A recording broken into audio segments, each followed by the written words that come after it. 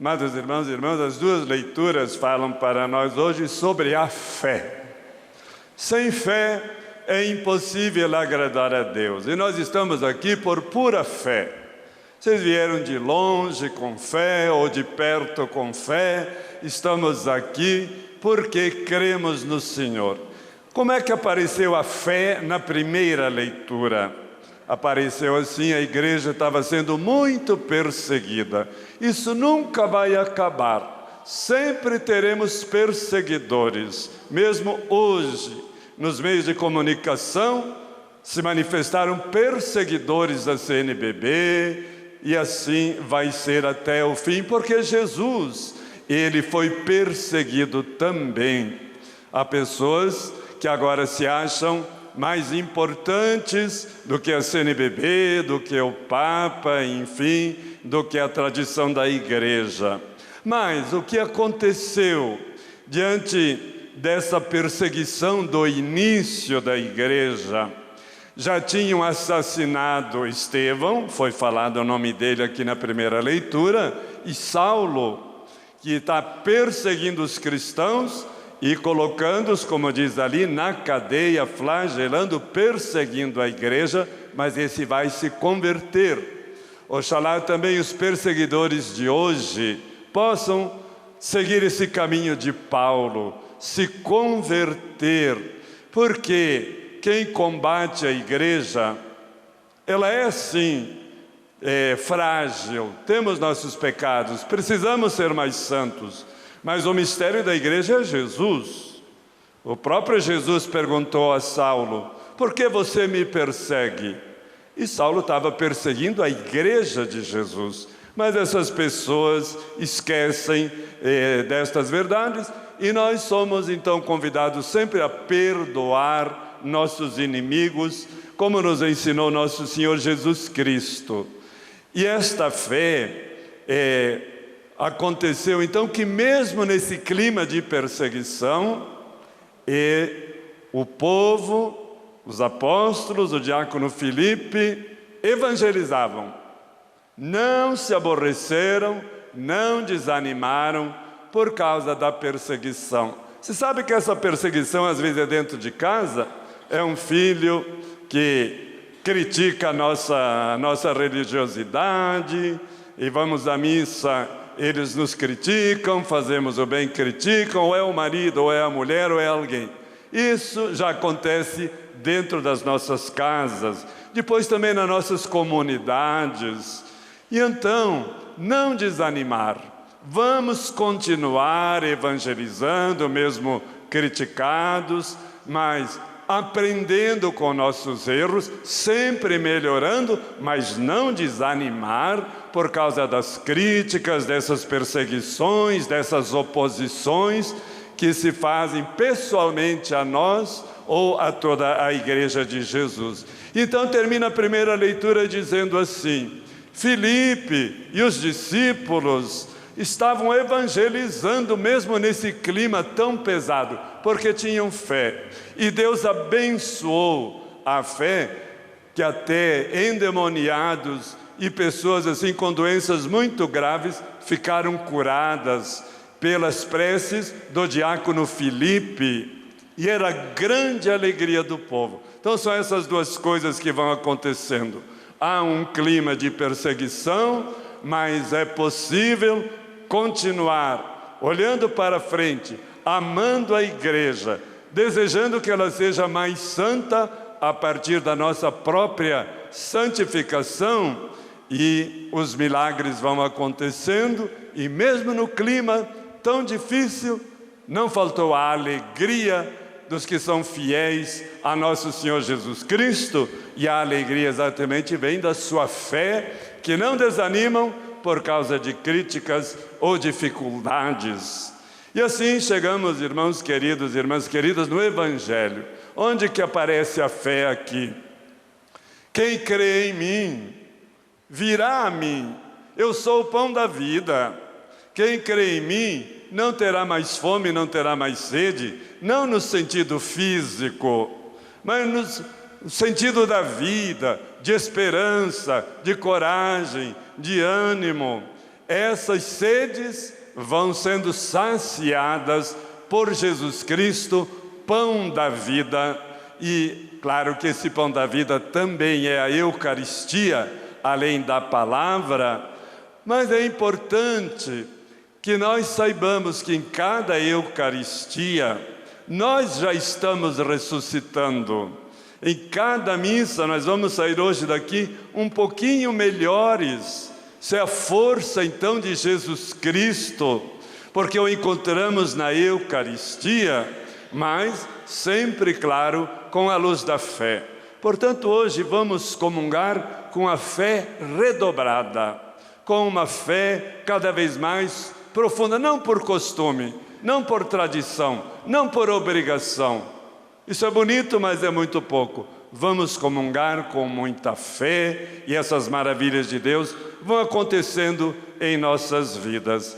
E Jesus, por 2 vezes, disse nesse texto: a vontade do Pai é que todos se salvem. Vamos repetir? A vontade do Pai é que todos se salvem. Isto é uma afirmação importantíssima. Deus não quer condenar ninguém. Deus não quer a perdição de ninguém.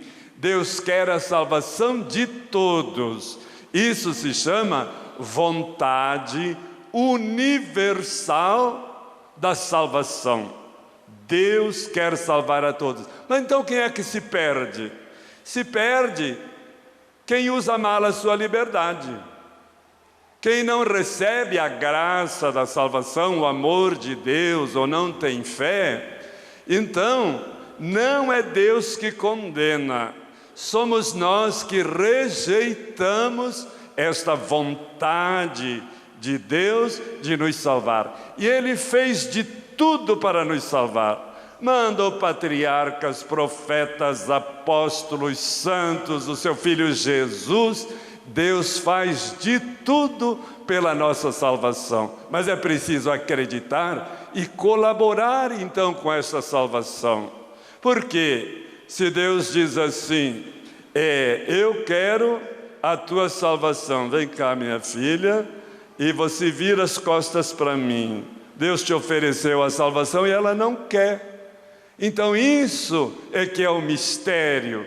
Deus oferece a salvação, mas eu viro as costas, eu rejeito, eu não quero a salvação. Aí todos entendemos como é importante a nossa liberdade, a nossa decisão, por isso a nossa fé, nesse amor salvador. Deus amou tanto o mundo, nós sabemos disso, que sacrificou seu Filho Jesus, o Cordeiro Imaculado, morrendo na cruz, e nos deixa a Eucaristia, os sacramentos da Igreja. Por isso que a Igreja é chamada também de uma instituição de salvação. É porque esta vontade de salvação vem de Deus. Que nós possamos então, nesses tempos de tanta dificuldade, nos voltarmos cada vez mais então para a abertura do nosso coração, que a gente não se feche a essa proposta salvadora do nosso Deus. E aqui também no Evangelho de hoje, é tão bonito esta palavra de Jesus. Se você aceitar a salvação que Deus te oferece gratuitamente, e pagou caro para te salvar, para nos salvar, no sangue de Jesus. Não fomos resgatados por ouro e prata, fomos resgatados pelo sangue de um Deus, do Filho de Deus. Quanto valor Deus dá para nós, seus filhos e filhas, e só quer a nossa salvação, e tudo faz, como digo, para essa salvação. Mas Ele nos dá, além da fé, também essa graça de, na Eucaristia, que Ele sacia a nossa fome e a nossa sede, que nós também acreditemos na vida eterna. Porque se a gente não acredita na vida eterna, então também a gente não vai se interessar muito pela salvação, porque não acredito no céu, não acredito no purgatório, não acredito no inferno, então eu vou viver a vida que eu quero. Mas se nós acreditamos no céu, na eternidade, na vida feliz, e que há um caminho certo para esta salvação, então isso nos ajuda muito, muito a acolher a vontade salvadora de Deus. Porque salvação é isso, meus pecados são perdoados agora, e eu sou já agora cidadão do céu, cidadã do céu. A nossa pátria definitiva não é o Brasil, a nossa pátria definitiva é a casa do Pai, e lá tem um lugar para nós. Vou preparar-vos um lugar. Então hoje nós saímos, irmãos e irmãs, assim, muito consolados com esta palavra.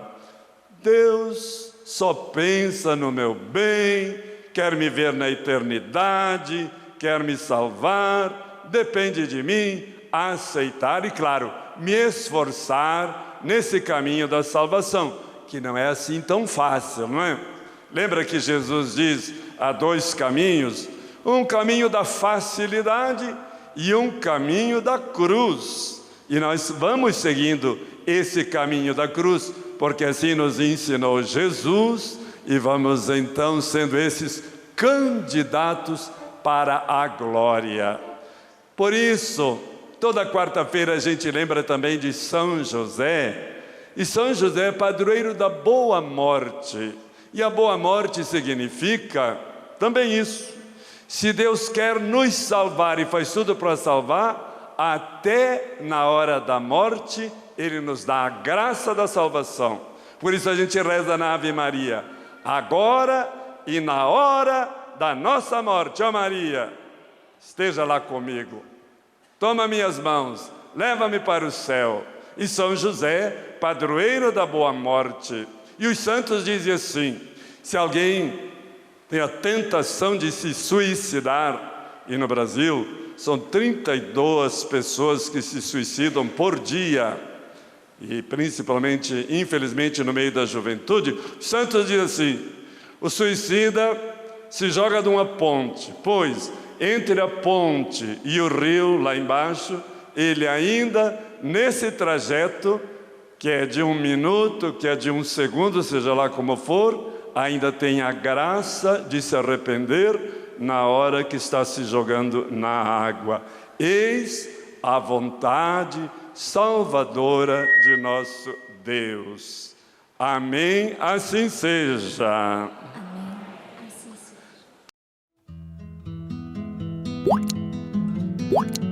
seja.